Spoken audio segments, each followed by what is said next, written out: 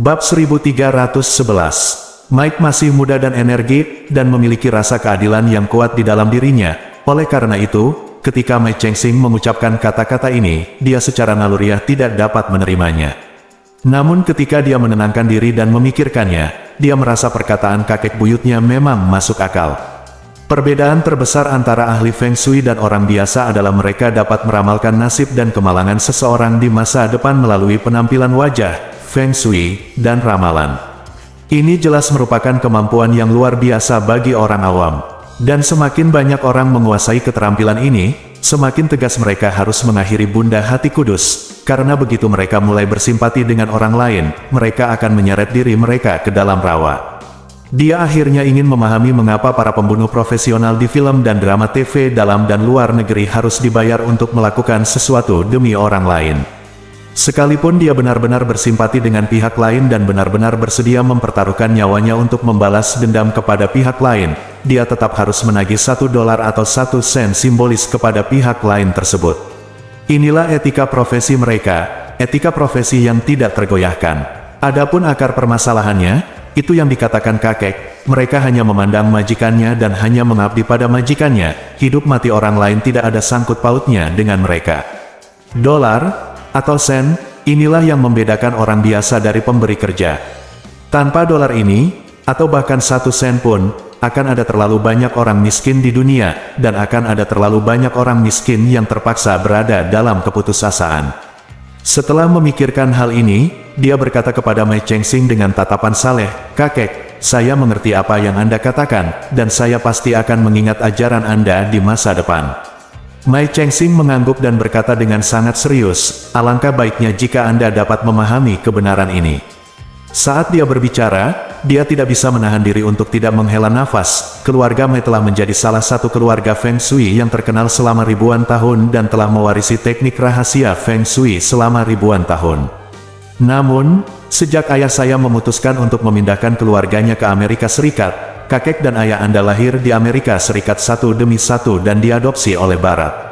Korosi budaya negara ini begitu serius sehingga tidak satu pun dari mereka yang melakukan penelitian mendalam tentang hal tersebut, rahasia Feng Shui, dan mereka tidak memiliki potensi untuk menjadi master. Jika Anda belum menyadarinya sebelum saya mati, maka keluarga Mei kami pasti akan mengikuti Feng Shui di masa depan. Hilang dari rumah, Mike segera berkata, "Kakek, jangan khawatir, saya akan melakukan yang terbaik untuk melindungi reputasi keluarga Mei." Mike Cheng-sing mengangguk sedikit, menghela nafas pelan, dan berkata, "Hei, itu saja, jangan bicarakan ini dulu. Mari kita jalan-jalan keliling sekolah ini dulu dan lihat apakah kita mendapatkan sesuatu yang istimewa." Universitas Keuangan dan Ekonomi Jingling adalah universitas yang relatif kecil. Jumlah guru dan siswa di sekolah tersebut hanya di atas 10.000. Dibandingkan dengan universitas komprehensif yang seringkali memiliki 30.000 hingga 40.000 orang, jumlah siswanya memang jauh lebih sedikit. Namun, meski jumlah orangnya sedikit, namun areanya cukup luas. Selain itu, meskipun Universitas Keuangan dan Ekonomi Jingling tidak sebaik Universitas Jingling dalam peringkat keseluruhan, disiplin ilmu ekonomi dan manajemennya selalu menjadi yang terbaik di negara ini dan dapat dianggap sebagai disiplin profesional yang paling menonjol. Oleh karena itu, banyak orang kaya yang menyekolahkan anaknya ke sini untuk belajar manajemen ekonomi, agar mereka bisa mengambil alih bisnis keluarga dengan lebih baik di masa depan. Faktanya, sebelum kecelakaan Wu Qi, saudara laki-lakinya Wu Xin dan Wu Donghai pasti lebih menyukainya. Meskipun Wu Xin adalah putra tertua, dia adalah salah satu dari mereka yang relatif rata-rata dalam segala aspek dan tidak memiliki apapun yang menonjol. Awalnya, Wu Donghai menaruh harapan besar padanya dan mengirimnya ke Amerika Serikat untuk belajar, namun siapa sangka setelah Wu Xin tiba di Amerika, ia akan bergaul dengan generasi kedua orang kaya Tiongkok, mengendarai mobil sport, mengadakan pesta, minum dan menjemput gadis-gadis, dan mabuk sepanjang hari. Belakangan, Wu Donghai menyadari bahwa tidak semua anak yang dikirim belajar ke luar negeri bisa menjadi berbakat.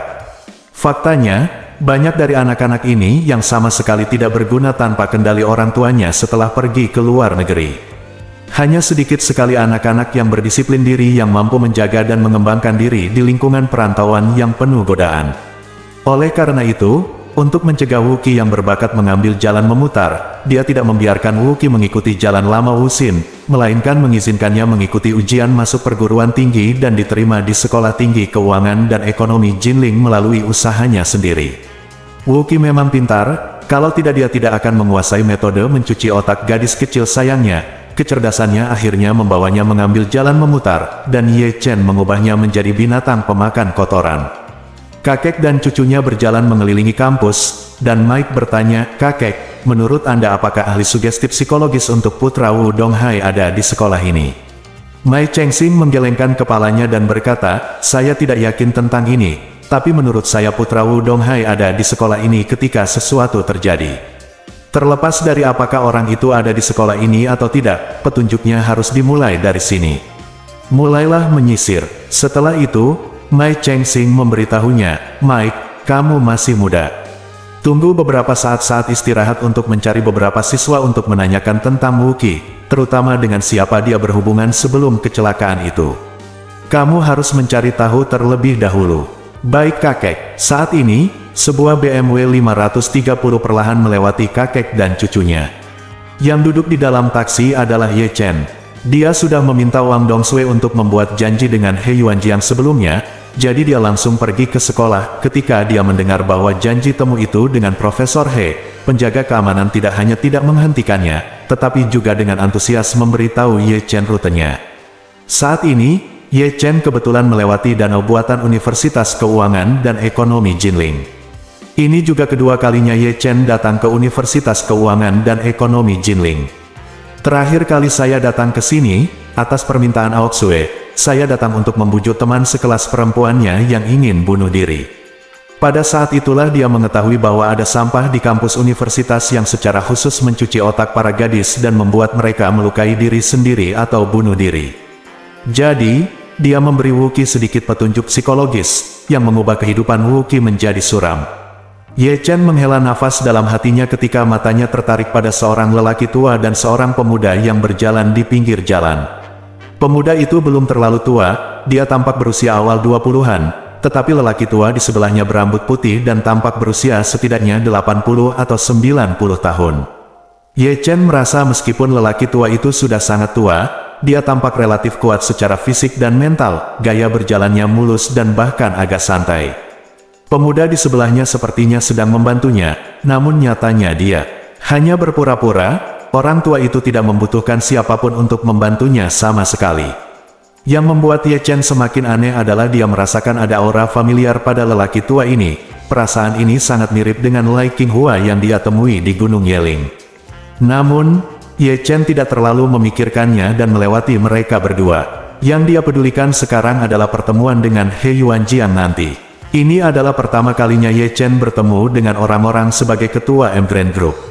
Bahkan ketika dia bertemu Wang Dongsui untuk pertama kalinya, dia menggunakan identitas tuan muda keluarga Ye, bukan ketua Emgrand Group.